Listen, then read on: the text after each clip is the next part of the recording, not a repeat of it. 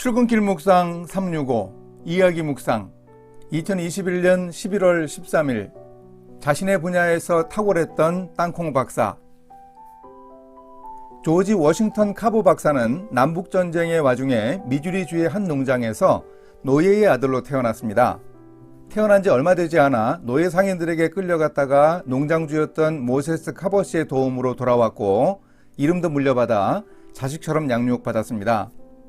노예 해방 후에도 여전히 인종차별이 심했지만 조지는 원망하는 대신 하나님이 주신 달란트를 개발하려고 노력했습니다. 하지만 고등학교를 마친 후 인종적 이유로 대학 입학을 거부당했습니다. 이후 인종차별이 없는 심슨 대학에서 공부하다가 미술 교수였던 버드 선생님의 조언으로 인정받기 힘든 화가의 길을 접고 농학 연구의 길을 걷게 되었습니다. 그래서 아이오와 주립 농과대학에서 농학을 배웠는데 그 과정에서 천의 고아였던 사람이 겪었던 고생을 어떻게 다 말하겠습니까? 과로로 인한 빈혈과 신경과민으로 고생했습니다.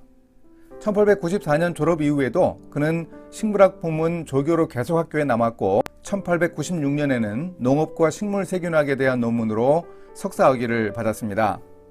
이 무렵 아프리카계 미국인을 위한 학교를 설립하여 운영하고 있던 부커 T 워싱턴의 편지를 받았습니다. 몇 번의 편지 왕래 끝에 1896년 5월 카보는 워싱턴의 초청을 자신의 소명으로 받아들였습니다. 터스키기 사범학교의 초청을 수락했습니다. 그런데 당시 미국 남부의 땅은 100년에 걸친 목화 농사로 인해 황폐해질 대로 황폐해진 상황이었습니다. 그러나 뚜렷한 해결책이 없었습니다. 아프리카계 미국인 대부분은 그 땅에만 매달려 살고 있었으니 삶의 변화는 바로 거기서부터 시작되어야 했습니다. 터스키기에서 카보는 13명의 학생과 말 한 필, 대지만 있는 농업관과 방 한 칸에서 출발했습니다. 창세기 1장 11, 12절에 있는 하나님의 말씀, 땅이 풀과 채소와 열매를 맺는 그 일을 하나님이 기뻐하신다는 확신을 조지 워싱턴 카보 박사는 가지고 있었습니다. 1896년 20에이커의 학교 농장에서 5포대의 모카와 120마리의 고구마, 3마리의 젖소에서 3대가량의 오일을 생산했지만 그 해의 결산은 16달러 50센트의 적자였습니다. 2년째 되는 해에는 1에이커에서 보통 수확량의 6배인 고구마 265포대를 거두었습니다. 그 후 몇 해 만에 모카를 심었을 때는 크고 많은 모카송이가 달려 근방의 농부들이 달려와서 감탄했습니다. 1에이커당 500파운드라는 엄청난 수확을 올렸습니다. 이런 성과에 힘입어 1897년에는 농과 학생이 76명으로 늘고 학교에서 가장 활기찬 학과가 되었습니다. 카보 박사는 모카 농사만 지음으로 인해 생기는 땅의 황폐함을 극복할 대안과 다양한 요리법, 채소 과일 재배법, 저장법 등을 이동학교에서 가르쳤습니다. 주일 예배 후 교회 마당에서나 토요일 오후 시내 광장에서 강연을 열었는데 점차 백인들까지 호응하게 됩니다. 1906년 카보 박사는 모카를 갉아먹는 벌레 피해의 심각성에 대한 대안으로 대체 작물을 심어야겠다고 결론을 내렸습니다. 이런 고민을 하면서 카보 박사는 에스겔 말씀에 주목합니다.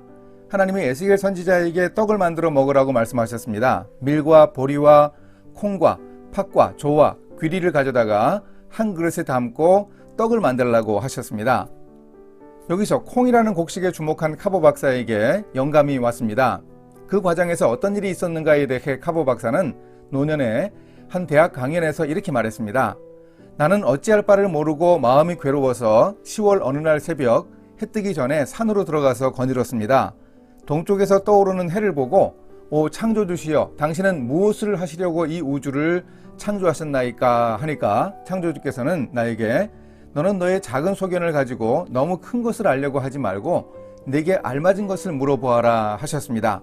그래서 나는 사람을 무엇에 쓰시려고 세상에 두셨는지 말씀해 주십시오 라고 말씀드렸습니다. 그때 창조주께서는 너는 아직도 내가 감당치 못할 큰 것을 묻고 있구나. 그 쓸데없는 것은 묻지 말고 내가 마음속으로 진정 원하고 있는 것이나 말해보려무나 라고 대답하셨습니다. 나는 너무도 엄숙하여졌습니다. 한참 만에 나는 마지막으로 말씀드렸습니다. 하나님이시여 당신은 무엇을 하시려고 땅콩을 만드셨습니까? 그러자 창조주께서는 옳지 됐다. 너는 땅콩을 한 줌 들고 실험실로 들어가서 연구를 계속하여라 라고 말씀하셨습니다. 카보 박사는 고된 연구 과정을 통해 농산물을 이용해 다른 물질을 만들어내는 농산물 응용 화학의 시조가 되었습니다. 그의 연구 결과로 땅콩을 이용한 식품 개발의 문이 넓게 열렸습니다. 1927년까지 카보 박사는 더 많은 식물에서 더 많은 제품들을 만들어냈습니다.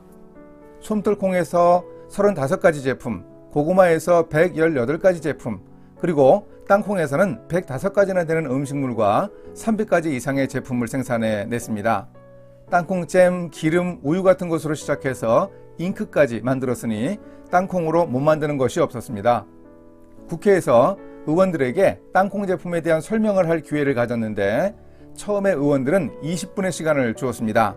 하지만 설명을 들으면서 시간을 계속 연장하여 카보 박사의 설명을 다 들은 의원들이 나중에는 기립박수를 치면서 농민과 세상 사람들을 향한 카보 박사의 열정에 경의를 표했습니다.